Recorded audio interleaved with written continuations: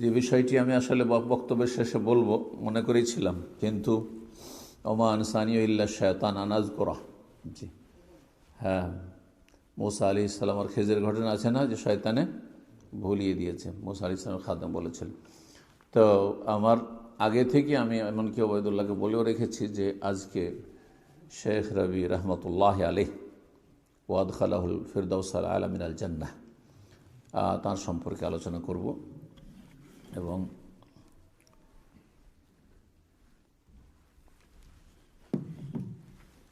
আপনারা নিশ্চয় শুনেছেন যে মদিনার একজন মুহাদ্দিস এবং সালাফি আলেমে দিন, বরং এই যুগের ইমাম বললে ভুল হবে না, মিন আইম্মাতিল হুদা, তিনি গতকালকে ইন্তেকাল করেছেন। জানেন হয়তো, শেখ রবি বিন হাদি আল মাদখালি রাহিমাহুল্লাহ তাআলা। মদিনা ইউনিভার্সিটিতে আমাদের যুগটি ছিল 1989 থেকে নিয়ে 93। ওই সময়টাই তিনি প্রথম রিটায়ার করেছিলেন মদিনা ইউনিভার্সিটি থেকে। আর তারপরে ওনার দর্শ ওনার বাড়িতে নিয়মিত হইত, আকিদা মানহাজের দর্শগুলি বিশেষ করে হইতো, আর হাদিসের দর্শ হইত। তো ওনার দর্শে সরাসরি আলহামদুলিল্লাহ উপস্থিত হয়েছি এবং আল্লাহ রাব্বুল তৌফিক দিয়েছেন। তো ওনার এই দিক থেকে সরাসরি ছাত্র। ওনার বাড়িতে যে দর্শ হইতো, বড় মজলিস ছিল, সেই মজলিসে মাশাআল্লাহ আওয়ালিতে সম্ভবত মদিনার ছিল বাড়িটা ওনার। তো ওনার বাড়িতে আমরা মসজিদে নববী থেকে হেঁটে চলে যেতাম, আর যাওয়ার পরে দর্শে হাজির হতাম। জায়গা দেওয়ার মতো জায়গা ছিল না, একবারে যেখানে জুতো স্যান্ডেল রাখা থাকে গেটের বাড়ি, সেখানেও ছাত্ররা বসে বসে লেখাপড়া করতো তার কাছে। সুবহানাল্লাহ। তো রাহমাতুল্লাহ আলাইহ, তো ওনাকে সরাসরি চিনি। সুতরাং ওনার সম্পর্কে কেউ যদি নেগেটিভ বলে তাহলে জানবেন যে তার আকীদা মানহাজে ত্রুটি রয়েছে। এটি প্রথম কথা বলছি। উনি এমন একটি ফিতনার যুগে সালাফি ওলামাদের অন্যতম, যেই যুগে এইসব পথভ্রষ্টদের মুখোশ উন্মোচনের ক্ষেত্রে, তাদের বিভ্রান্তি গুমরাহিনী আলোচনার ক্ষেত্রে কেউ এগিয়ে ছিল না, বরং তাদের ফিতনায় অনেকে লিপ্ত হয়েছিল, এমনকি আরবরাও। উনি এমন যুগে এই বাতিলপন্থীদের বিরুদ্ধে জবান খুলেছেন, কলম ধরেছেন, যেই যুগে এই ফিতনাটি এমনভাবে মাথা চাড়া দিয়েছিল, ইখওয়ানিদের ফিতনা, নাম না বললে অনেকে বুঝবেন, ইখওয়ানিদের ফিতনা, মওদুদিবাদের ফিতনা, যেই ফিতনায় আরব বেশ কিছু ওলামারা নিমজ্জিত হয়ে গিয়েছিল ফিতনায়। ওরা মনে করতো না শেখ রবি ভুল বলছেন, শেখ রবি যা লিখছেন তা সীমালঙ্ঘন করছেন, তিনি ভুল করছেন। কিন্তু আজ 25-30 বছর পরে, এই 2-4-5 বছর থেকে সেসব ওলামাদের অধিকাংশই ভালো করে বুঝতে পেরেছেন যে আজকের থেকে 35 বছর আগে শেখ রবি রাহিমাহুল্লাহ যা লিখেছেন, যা বলেছেন, সবগুলি সত্য। কখন বুঝতে পারলেন? দেখেন, অনেক মানুষ আছে যাদের বুঝ আসে, কিন্তু অনেক দেরিতে বুঝ আসে, যখন অনেক সময় পার হয়ে চলে যায়। আর অনেক মানুষ রয়েছে আল্লাহ এমন তৌফিক দিয়েছেন যে ফিতনা সম্পর্কে আগেই তারা টের পেয়ে যান যে একটা ফিতনা আসছে। কখন আজকালকার মানুষরা 2-4-5 বছর থেকে বুঝতে পারলো, আর অনেকে সংশোধনকারী ফিরে এসছে তাদের মধ্য থেকে, যখন দেখলো যে এই ইখওয়ানিরা যেসব দেশে প্রভাব বিস্তার করেছে সেখানে আফসাদুল ইবাদ ওয়াল বিলাদ, এরা দেশকেও নষ্ট করেছে এবং দেশের জনগণকে নষ্ট করেছে, এদের মগজ ধোলাই করেছে এবং এদেরকে জঙ্গিপনা শিখিয়েছে। বুঝতে পেরেছেন? তখন মানুষরা বুঝতে পেরেছে আজকে আরব দেশগুলিতে যে সমস্ত ফিতনাগুলি মাথা চাড়া দিয়েছিল খারিজিদের, জঙ্গিদের এবং এদের পৃষ্ঠপোষকদের, তাতে ভালো করে স্পষ্ট হয়ে গেছে যে এরা কখনো মুসলিম সমাজে শান্তি চায় না। এদের ইসলামের ব্যাখ্যায় হচ্ছে রাজনৈতিক ব্যাখ্যা। এদের কি করতে হবে? ইসলামকে পুঁজি করে ক্ষমতায় যেতে হবে। এজন্য একামতের দিন মানেই তাদের কাছে ক্ষমতায় যাওয়া। আশা করি বিষয়টি বুঝতে পেরেছেন। একটি কথা এখানে আরও বলে দিই যে যুগে যুগে এমন কিছু ওলামা রয়েছেন, ওলামায়ে হক, কোরআন সুন্নাহর ওলামা, যাদের সাথে যারা ভালোবাসা রাখে, জানতে হবে যে তারা কোরআন সুন্নাহর অনুসারী সালাফি মানহাজ। আর তাদের সাথে বিদ্বেষ প্রমাণ করে, শত্রুতা প্রমাণ করে যে এদের মধ্যে কিছু বিদাতি মন মানসিকতা আছে। যেমন উদাহরণ দিই, ইমাম ইবনে তাইমিয়া রাহিমাহুল্লাহর যুগে ইবনে তাইমিয়াকে এত বদনাম করা হয়েছিল যে অনেকে বিভ্রান্ত হয়েছিল। কিন্তু তার এন্তেকালের সময় বোঝা গেছে যে তিনি হকের ওপর ছিলেন, এবং অনেক উলামায়ে কেরামগণ ফিরেও এসেছেন আর তার এলম থেকে উপকৃত হয়েছেন, কিন্তু গোপনে গোপনে সরাসরি সম্পর্ক রাখতে পারতেন না, কারণ সমাজের কাছে কালারিং হয়ে যাবে, এরকম ছিল। ঠিক শেখ রবির বিষয়টি ওই রকম খানিকটি ছিল। এইরকমই শেখ মোহাম্মদ আবদুল্লাহ রাহিমাহুল্লাহ এত বদনাম করা হয়েছে, এত অবিচার তার সাথে করেছে বেদাতপন্থী সুফিরা, আর তারপরে তাদের যারা সাঙ্গপাঙ্গ তারা। কিন্তু দেখেন, সালাফি দাওয়াত পৃথিবীতে ছড়িয়েছে শেখুল ইসলাম মোহাম্মদ আবদুল্লাহ রাহিমাহুল্লাহর মাধ্যমে, এই সৌদি আরব থেকে মোদি ইউনিভার্সিটির মাধ্যমে, আর সৌদি আরবে যে ইসলামিক সেন্টারগুলি রয়েছে তার মাধ্যমে বিশাল খেদমত হয়েছে। এই দাওয়াত সারা বিশ্বে যেখানে সালাফি দাওয়াত আরবদের মাধ্যমে এসছে, তার শেখুল ইসলাম মোহাম্মদ আবদুল্লাহ রাহিমাহুল্লাহর সেখানে খেদমত, মেহনত, তৌহিদ সুন্নাতের দাওয়াতের বরকত রয়েছে। ঠিক ওই রকমই ইখওয়ানিরা যখন খুব মাথা উঠিয়েছিল, আর তাদের ক্ষেত্রে আরব ওলামারাও অনেকে বিভ্রান্ত হয়েছিল, আর এত প্রভাব বিস্তার করেছিল যে অনেক মানুষ ভাবতো এটি হচ্ছে ইসলামের উন্নতির পথ, এটি হচ্ছে মুসলিমদের শক্তিশালী হওয়ার পথ। অথচ এটি একটি বড় ইখওয়ানি ফিতনা, আর সরুরি ফিতনা, কুতবি ফিতনা, এইসব ফিতনা। আর তারা মনে করতো আদর্শ সৈয়দ কুতুব আদর্শ, হাসানুল বান্না আদর্শ, আর অমুক আদর্শ, এইসব মনে করতো। এই সমস্ত ফিতনার মুখোশ উন্মোচন করেছেন শেখ রবি রহমতুল্লাহ আলাইহ। তো শেখ রবি রাহিমাহুল্লাহ সত্যিকারের একজন সালাফি আলেম, যিনি লাম ইয়াখাফিল্লাহি লাউমাতা লাইম, কোনো তিরস্কারকে ভয় করেননি। তিনি হক কথা নির্দ্বিধায় বলে গেছেন। আল্লাহ রব্বুল আলমীর কাছে দোয়া করি আল্লাহ তাকে যেন জান্নাতুল ফিরদাউসে উচ্চ মাকাম দান করেন, এবং আল্লাহ রব্বুল আলমিন যেন তার সাথে তাকে হাসর করেন আম্বিয়া, সিদ্দিকিন, সোহাদা, সালেহিনদের সাথে, এবং আল্লাহ রব্বুল আমাদেরকেও যেন তাদের সাথে হাসর করেন জান্নাতুল ফিরদাউসে, আল্লাহ রব্বুল আলম জায়গা দেন, এবং আল্লাহ রব্বুল আলমিন তার পরিবার পরিজন যারা শোক সন্তুষ্ট রয়েছে তাদেরকে উত্তম সবরে জামিলের তৌফিক দান করেন। জাযাকুমুল্লাহ খায়র। এবং এই দোয়া সবসময় করতে থাকবেন, যখনই ভালো কোনো আলেম যাদের মাধ্যমে জাতির সংশোধন হয়েছে, জাতি বিভ্রান্তি থেকে মুক্তি পেয়েছে, জাতির দিক নির্দেশনা পেয়েছে, তাদের হক আরও বেশি, সুতরাং তাদের জন্য ইখলাসের সাথে দোয়া করবেন। না আসলে কমপক্ষে রহমতুল্লাহ আলাইহি ওয়া রাহিমাহুল্লাহ তাআলা এই বলে দোয়া করবেন, আল্লাহ যেন আমাদের সকলকে ভালো রাখেন এবং আমাদেরকে হায়াতে তাইয়্যিবা দান করেন, এবং সকল ভাই বোনদের জন্য দোয়া করি আল্লাহ রব্বুল যেন তৌহিদ সুন্নতের উপর রাখেন, এবং সালাফদের মানহাজের উপর আল্লাহ রব্বুল আলামিন যেন রাখেন, এর উপরে আল্লাহ রব্বুল কাছে হাজির হওয়ার তৌফিক দান করেন। কোয়েশ্চেন হচ্ছে কি, অনেক ফ্যামিলি মেম্বার যারা মানহাজ সালাফ বা সালাফি মানহাজ তারা বুঝে না, তো আমাদের কি করণীয়? এবং দ্বিতীয় হচ্ছে কি, তারা যদি মারা যান তো তারা কি জাহান্নামে যাবেন অথবা তারা কি গুনাহগার হবে? অনেকে সালাফি মানহাজ বুঝে না। জি, তো আমাদের কি করণীয়? প্রশ্ন এমন একটি প্রশ্ন যার মানে একটি লেকচার প্রয়োজন, তাই না? অনেক ফ্যামিলি সালাফি মানহাজ বুঝেন না, তাহলে তারা যদি অবস্থায় চলে যায় তাদের কি হবে, একটি কথা। আর তাদের করণীয় কি? তাদের করণীয় হচ্ছে যে দাওয়াত দেবে। যাদের কাছে দাওয়াত পৌঁছেছে এবং এই দাওয়াত পেয়েছেন আর দাওয়াত গ্রহণ করেছেন, তাদের দায়িত্ব হচ্ছে ওয়ালিউবাল্লিগু শাহিদুল গায়েবা, যারা উপস্থিত হয়েছে, সহি আকীদা মানহাজ পেয়ে গেছে, তারা এখনও যারা এখান থেকে অনুপস্থিত রয়েছে, বাইরে রয়েছে, তাদেরকে দাওয়াত দিতে থাকেন। সুতরাং তাদেরকে দাওয়াত দেন, তালিম দেন, শিক্ষা দেন, এটি একটি কথা। তারপরে আরেকটি কথা মনে রাখবেন যে সালাফি দাওয়াত শুধু দু চারটি বিষয়ের নাম নেই। তো সালাফি দাওয়াতের অপর নাম হচ্ছে বিশুদ্ধ ইসলাম, তার অপর নাম হচ্ছে খাঁটি ইসলাম। খাঁটি ইসলাম কেউ পালন না করে তো জাহান্নামে চলে যাবে, এরকম কথা কি বলা হবে? খাঁটি ইসলাম পালন করে না, ভেজাল আছে, তো ভেজাল কতটা আছে দেখতে হবে। কারণ ভেজাল এমন ভেজাল যাতে বড় শিরকের ভেজাল আছে, বড় কুফরের ভেজাল আছে, তাহলে তো হ্যাঁ জাহান্নামে যেতে হবে।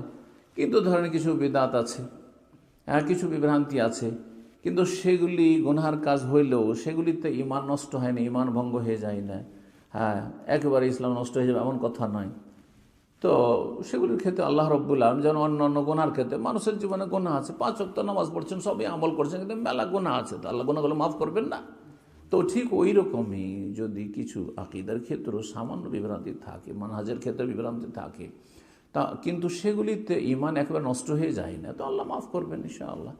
আর যদি মাফ না হয় তো কিছু শাস্তি হবে, এতটুকু হবে। কিন্তু যতক্ষণ ঈমান ভঙ্গ হয়নি, সালাফি মানহাজ আসেনি পুরোপুরি, তার মানে জীবন ভঙ্গ হয়ে গেছে এমন কথা নয়, এটা মোটেই নয়।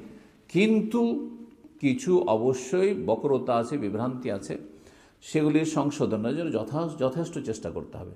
আরেকটি কথা এখানে না বললেও হয় না, শেখ রাবি রাহমাহুল্লাহ তাআলা বর্তমান যুগে সালাফিদের বড় একজন ইমাম ছিলেন। তার মানে এই নয় যে তিনি ভুলের ঊর্ধ্বে, তারও ভুল হতে পারে, কিন্তু এমন ভুল নয় যেই ভুল বিদআতপন্থী বা যারা তার বিদ্বেষী তারা বলছে সেই ভুল না। মানুষ মাত্র যে ভুল হইতে পারে, ইজতিহাদে সেই ধরনের ভুল হয়েছে, এই ভুলের ঊর্ধ্বে কেউ না, এই ভুলের ঊর্ধ্বে কেউ নাই। সুতরাং তার সম্পর্কেও বাড়াবাড়িও যেন না থাকে, আবার আর একেবারে ছাড়াছাড়িও না থাকে। এমন বাড়াবাড়ি যে দুই একজনের নাম যদি না জানেন আর তাদের সাথে যদি আপনার রিলেশন না থাকে, তো সালাফি দিকে খারিজ। এই বাড়াবাড়িটাও যাবেন না। আবার এমন নয় যে নাম শুনলেন না না না ওরা তো মদ খালি, কথা বুঝতে পারছেন না? জানেন তো? আচ্ছা এখানে এটাও বলেনি, এই মাদখালির নাম তো এই যে শেখ রাবি বিন হাদি আল মাদখালি, মাদখালি কোনো আদর্শের নাম না, মাদখালি এমনকি শেখের নামও না, মাদখালি একটা বংশের নাম। আরব দেশের জিজান দক্ষিণ অঞ্চলে আমানের বর্ডার এলাকায় তার বাড়ি ছিল, তো সেখানে একটা বংশ বসবাস করে, যে বংশটার নাম হচ্ছে মাদখালি। এখন বিদআতপন্থী ইখওয়ানিরা, খারিজিরা, যখন তাদের মুখোশ উন্মোচন করা হলো আর গুমরাহিগুলো খুলে খুলে লেখা হলো শেখ রাবি রাহমাহুল্লাহর পক্ষ থেকে, তখন তারা কোনো জবাব দিতে যখন পারল না, তখন কি করলো? ওইভাবেই বদনাম করলো, যেমন সহি আকীদা মানহাজের লোককে ভারত, বাংলাদেশ, পাকিস্তানে, আরে এরা তো ওয়াহাবি, ঠিক কিনা? তার মানে এমন কিছু বলো যাতে নাম শুনলে আর ওদের কথাই না শোনে, ওদের বই না পড়ে, ওদের লেকচারই না শোনে, এ তো ওয়াহাবি সব। ওয়াহাবি বলে হক থেকে যেমন দূরে সরানো হয়েছে, তেমনি মাদখালি যারা বলে, কেউ যদি মাদখালির ট্যাগ লাগায়, তো জানতে হবে যে তার মধ্যে ইখওয়ানিদের গুমরাহি বা জঙ্গিদের গুমরাহি আছে। কথা বুঝতে পেরেছেন? এটা থেকে সাবধান। কিন্তু এই নাম দিয়ে বাড়াবাড়ি করবেন না, এই নাম তো মিথ্যা নাম, এরকম কোনো নাম আদর্শই নেই।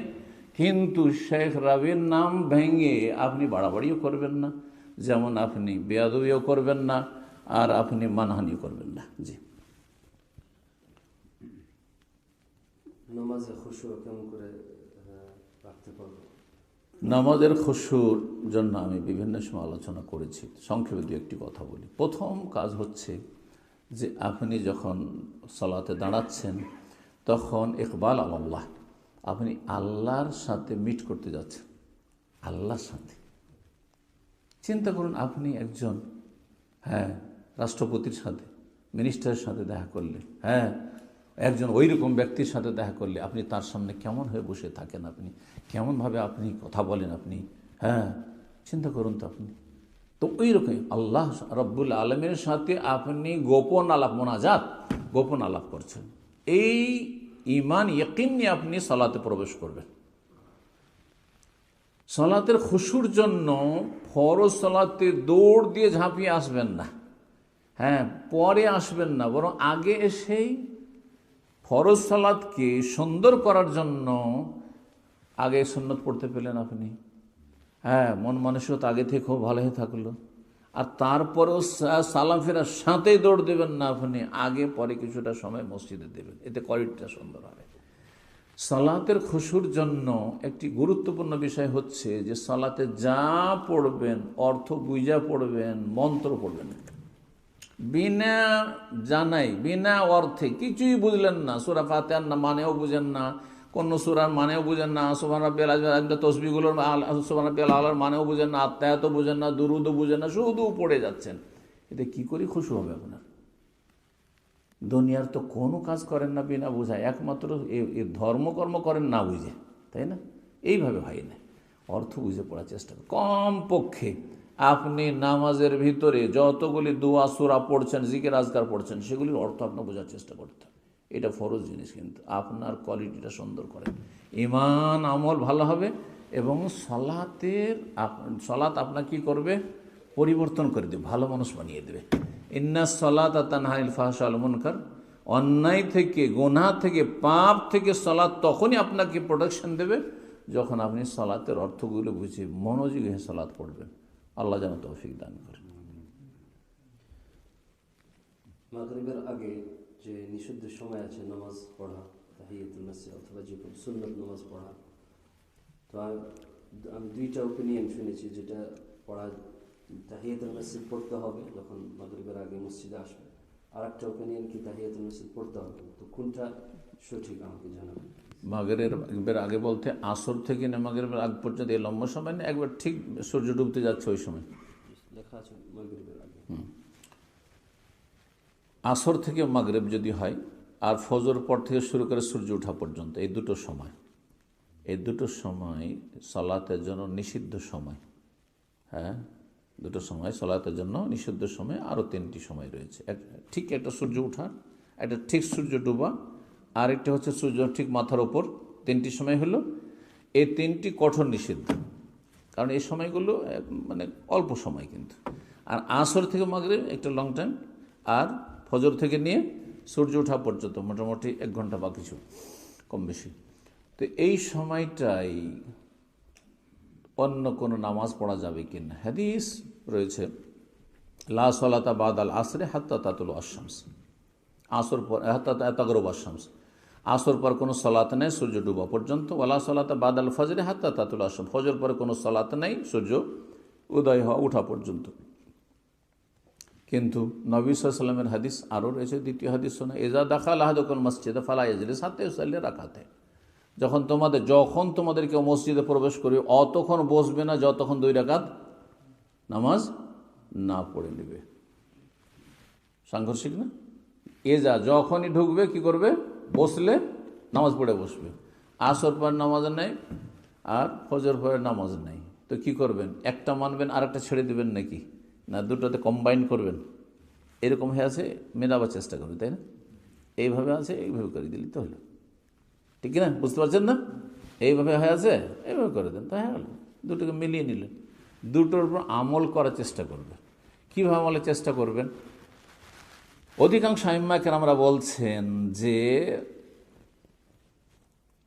কারণগত নামাজ আর বিনা কারণ নামাজ 2 রকম।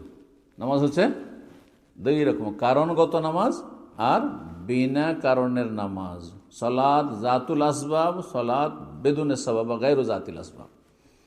যদি কারণগত নামাজ হয় তাহলে আসর থেকে মাগরিবে পড়া যাবে, আর ফজর পর সূর্য ওঠার মাঝখানে এই সময়টি পড়া যাবে।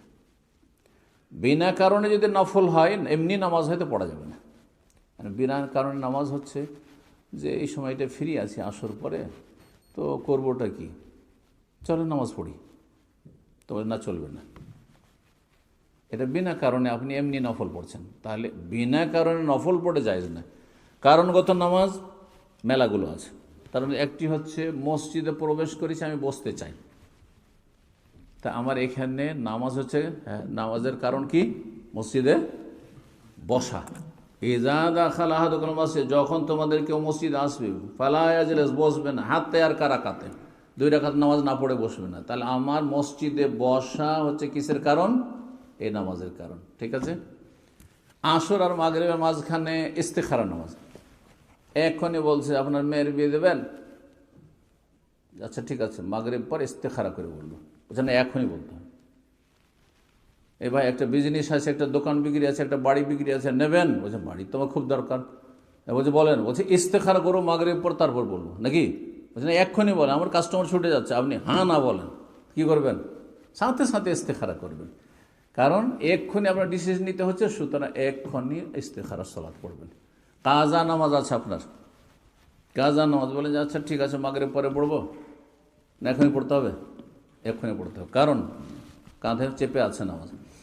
আচ্ছা, আরও এইরকমই নামাজ, জানাজার নামাজ, জানাজা রেডি হয়ে গেছে। আপনার মক্কা মদিনা গেছেন না, ফজর পরে জানাজা হয় না? কারণ আজকে ফজরে শেখ রাবি জানাজা হয়নি, জানাজা আগা হয় না ফজর আগা হয়? বলেন, ফজর আগে তারপর জানাজা হয়। তো জানাজার সলাৎ কিনা?